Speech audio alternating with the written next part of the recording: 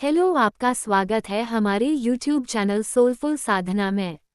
देवराज सेव्यमान पावनाग्रि पंकजं ज्ञानयज्ञसूत्रमिन्दुशेखरं कृपाकरं नारदादि योगि वृन्द वन्दितं दिगम्बरं काशिकापुराधिनाथ काल भैरवं भजे भानुकोटि भास्वरं भवाब्धितारकं परं नीलकण्ठमीप्सितार्थदायकं त्रिलोचनं कालकालमम्बुजाक्षमक्षशूलमक्षरम् काशिकापुराधिनाथ काल भैरवं भजे शूलटङ्कपाशदण्डपाणिमादिकारणम् श्यामकायमादिदेवमक्षरं निरामयम् भीमविक्रम प्रभुं विचित्रताण्डव प्रियम् काशिकापुराधिनाथ काल भैरवं भजे मुक्तिमुक्तिदायकं प्रशस्त चारु विग्रहम् भक्तवत्सलं स्थितं समस्तलोक विग्रहम् किरिक्वरन्मनोज्ञहेम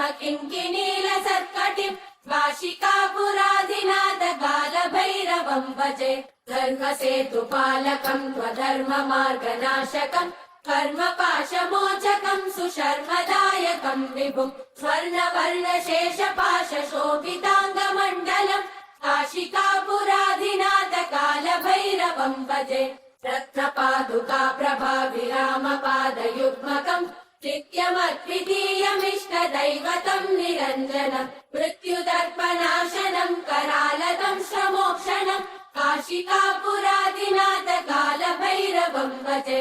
अट्टहास भिन्न पद्मजाण्डकोश सन्ततिं दृष्टिपातनष्टपापजालमुग्रशासनम् अष्टसिद्धिदायकं कपालमालिकन्दरम् काशिकापुराधिनाथ काल भैरवं भजे भूतसङ्गनायकं विशालकीर्तिदायकं काशीवासलोकपुण्यपापशोधकं विभुं नीतिमार्गकोविदं पुरातनं जगत्पतिं काशिकापुराधिनाथ काल भैरवं भजे कालभैरवाष्टकं पठन्ति ये मनोहरम् ज्ञानमुक्तिसाधनं विचित्रपुण्यवर्धनं शोकमोहदैन्यलोभकोपतापनाशनं ते प्रयान्ति कालभैरवाङ्घ्रिसन्निधिं ध्रुवम् काशिकापुराधिनाथ काल भैरवं भजे काशिकापुराधिनाथ काल भैरवं भजे काल भैरवं भजे काल भैरवं भजे